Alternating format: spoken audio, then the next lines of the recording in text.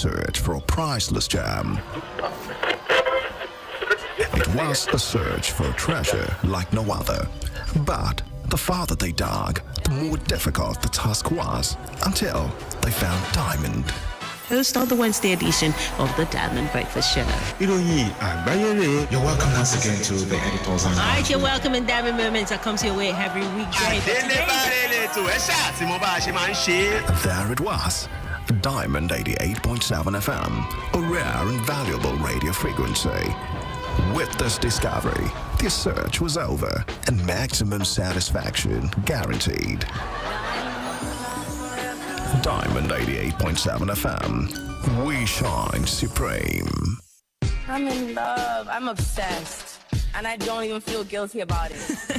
Obsessions are not always bad, especially when it's an obsession with your favorite radio station, Diamond 88.7 FM. We're obsessed with enhancing your radio experience. Diamond 88.7 FM, shining supreme. On Diamond 88.7 FM, we give credible, factual, balanced reports at all time. Join us as we take you around the globe on the world news. Diamond 88.7 FM, Ilorin, your shining supreme station.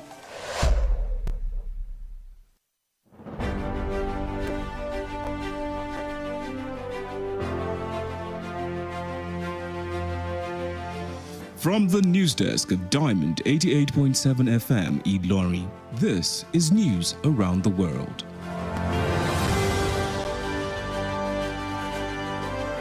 In the headlines.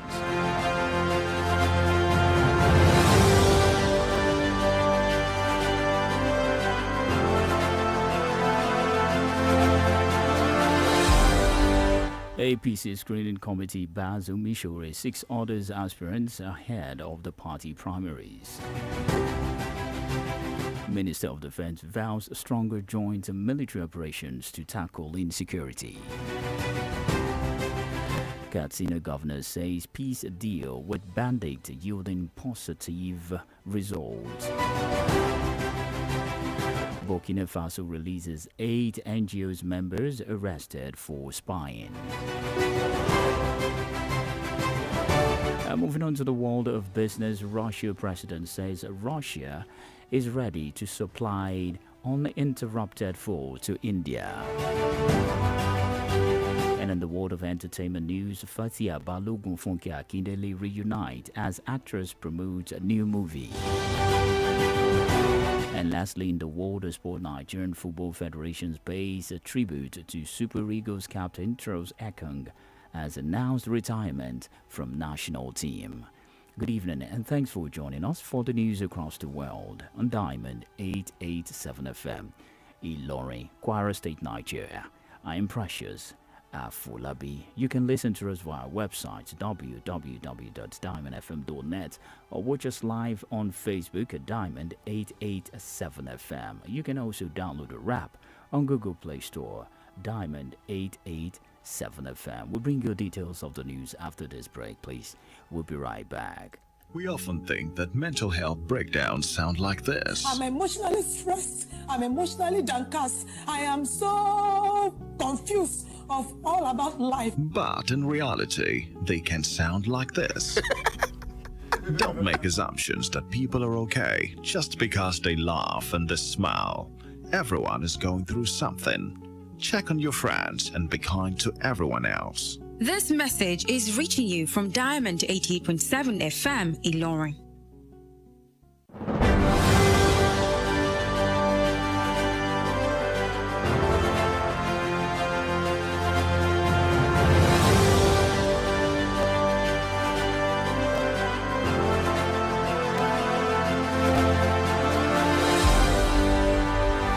Welcome back. Now the news in detail.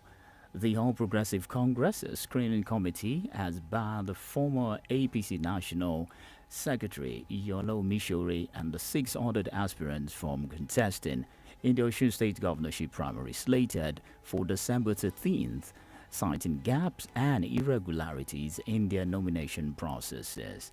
The committee report urged stakeholders to reconcile for party unity ahead of your election, stressing that resolving dispute is a key to a credible process. And it stated that the aspirant, former Osun State Deputy Governor Omishore Babatunde Aketa, Oye Dotun Abayemi Dr. Akin Ogunbiyi Benedict, approves of sponsorship from at least 5 fully registered and financially current party members from each local government area in Osun State, as stipulated by Article 931 and 31(2) of the APC Constitution's paragraph 6C of the party's guideline.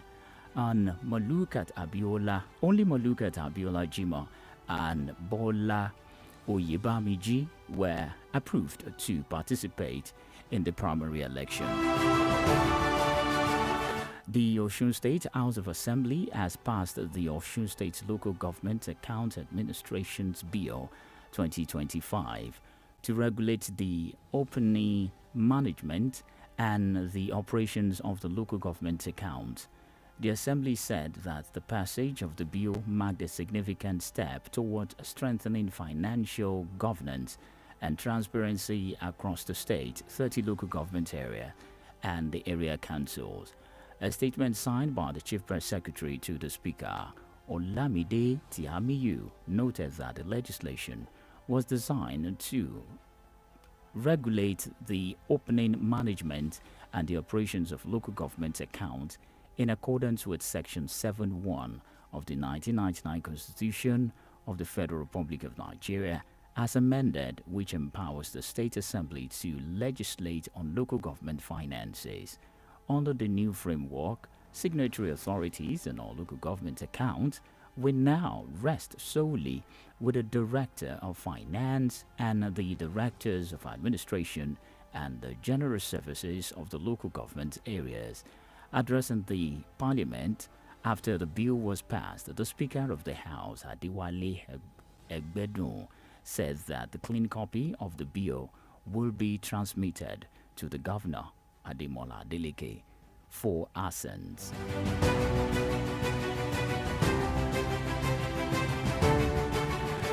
The Minister of Defense, retired General Christopher Musa, has vowed to intensify efforts to tackle Nigerian security challenges through enhancing coordination and unified operations amongst the armed forces. Speaking today as his assumptions of office at the Ministry of Defense headquarters, Abuja, Musa said that the goal is to overwhelm the enemy through jointness and seamless coordination. And he added that a rigorous review of all theater command and inter-service operation will begin immediately to close gaps between the policy and execution.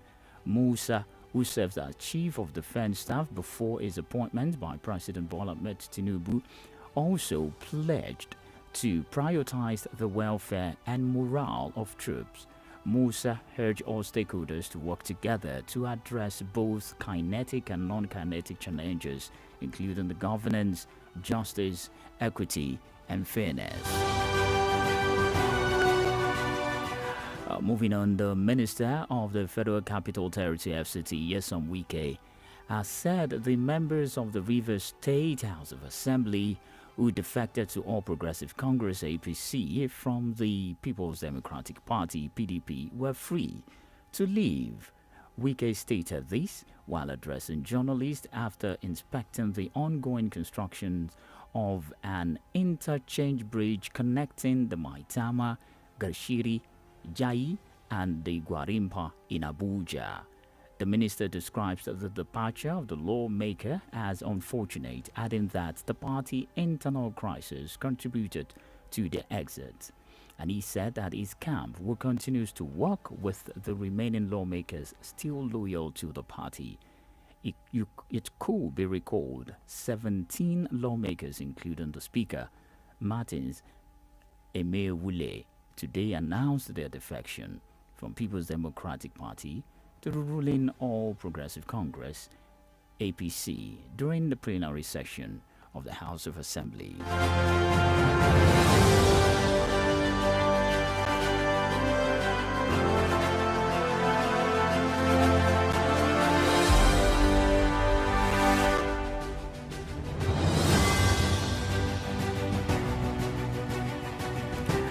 Katsina State Governor Dr. Diko Rada has commended communities affected by the insecurity for entering peace deal with Band-Aid in the state, noting that the initiative has started to yield tangible results. Governor Diko Rada made the remark during his visit to Batsari and Dummansa local government areas as part of his ongoing tour of the State Council. He said that the peace agreement with Band-Aid have led to significant improvement in security in areas previously plagued by the violence. To illustrate the progress, the governor traveled through the road and cut through that once deadly Dambro forest in Batsari.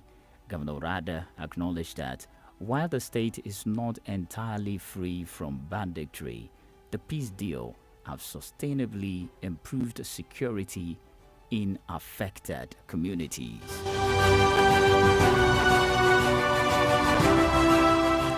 The Independent National Electoral Commission, INEC, has said the future of Nigeria's democracy depends on truth, accuracy, and disciplined reporting. He made the assertions at the launch of a new book by the Commission's press corps chairman at the Electoral Institute in Abuja. INEC chairman Professor Joash Amopita, SAN, reminded the audience that even the strongest electoral system can be undermined by misinterpretation or deliberate distortion. He emphasized that over 100 members of the INEC press corps service as a critical bridge between the Commission and the Nigerian public, shaping national understanding of electoral processes. From the Anambra governorship elections to the ongoing continuous voters registration CVR, he said that the Corps has been center of providing credible update on voters registration, PVC's collections, security deployment, and peace accord agreement. The news across the world is reaching you from Diamond 887 FM, Ilorin, Kwara State, Nigeria. We're going to break now. When we return, we'll move to foreign, sport, entertainment news. Please, we'll be right back.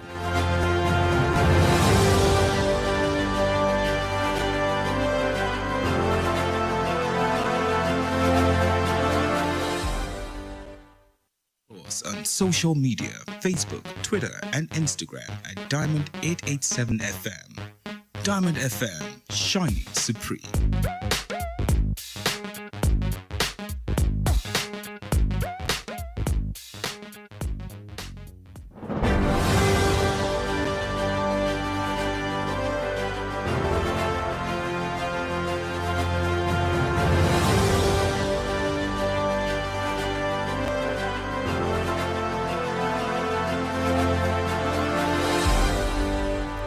Welcome back. Now we'll move to the foreign scene. An international non-governmental organization, NGO, in Burkina Faso said that the 8 of its members had been released months after the country's military rulers arrested them on accusations of spying.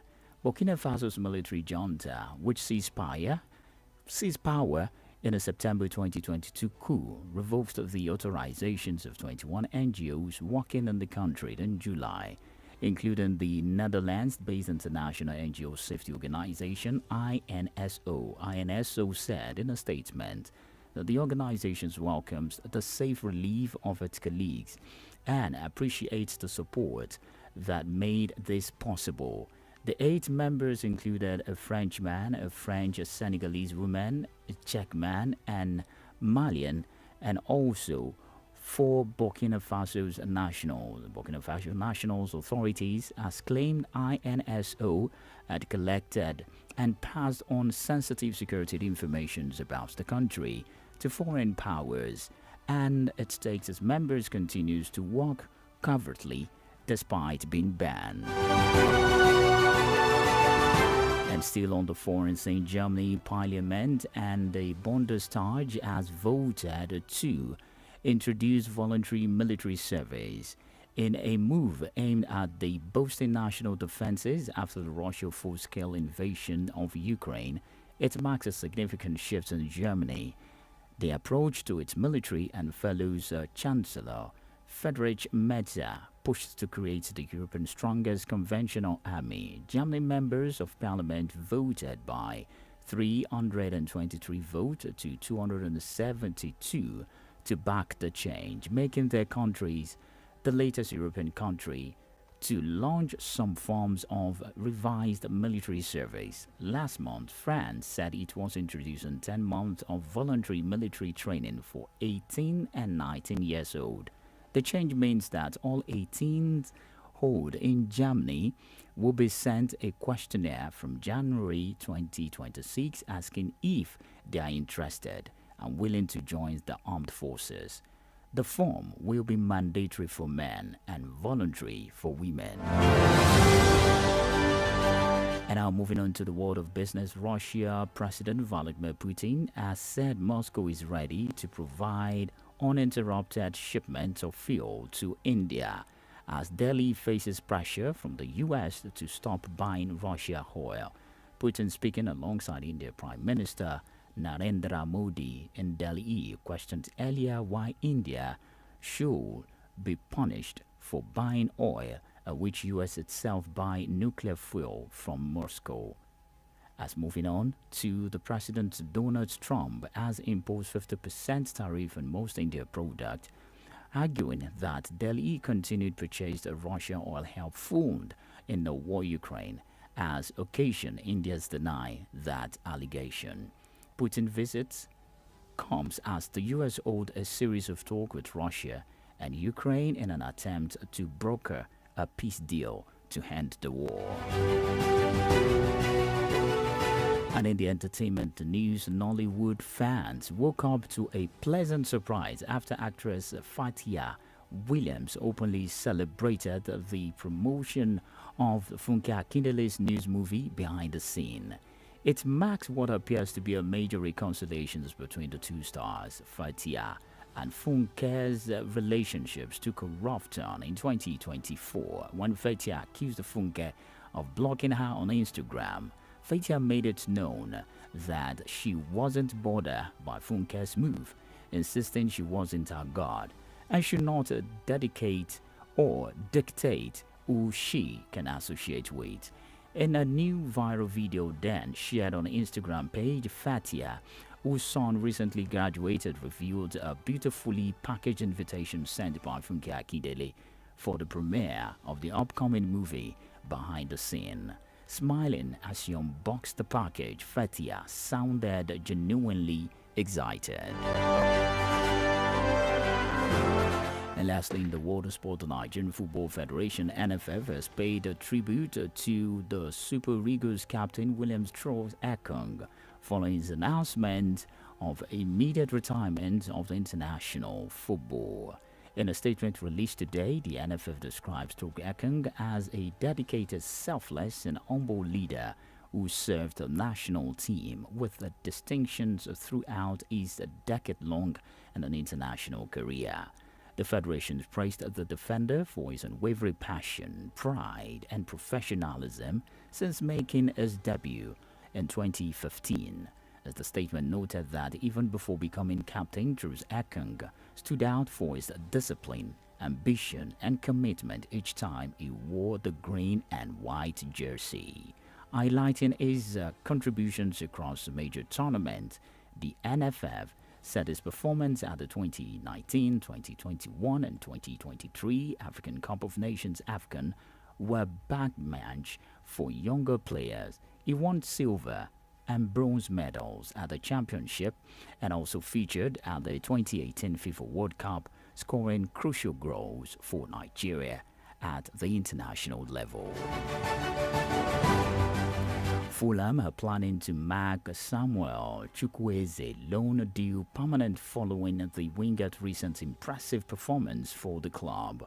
Chukwueze is on the season-long loan with the white from Serie A giant AC Milan, as the Nigerian international has registered 2 goals and 3 assists in the 7th league appearances for Marco Silva's side. And according to the report, Fulham are now ready to splash €28 million on the winger. Fulham already have Super Eagles duo Alex Iwobi and Calvin Bassey in their team. And with that, we have come to the end of the news across the world. Before we go, here is the recap of the major highlights.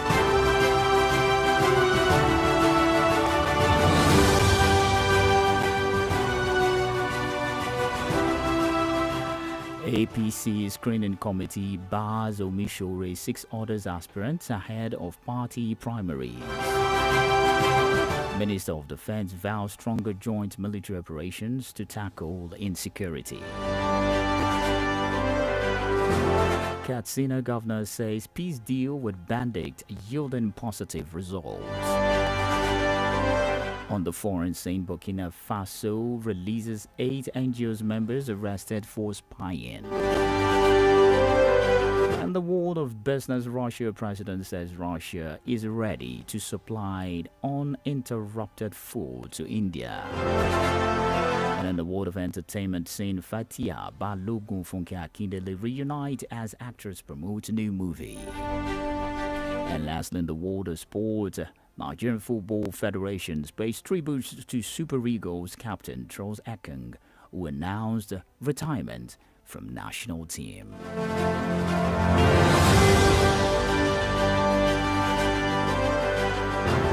Do you know segment? Do you know on this day in 2013, South Africa's first black president and anti-apartheid icon Nelson Mandela died at his home in Johannesburg at the age of 95. If you don't know, now you know. For information or news bring to the station, you can kindly contact Diamond FM on this number 0916 062 7526.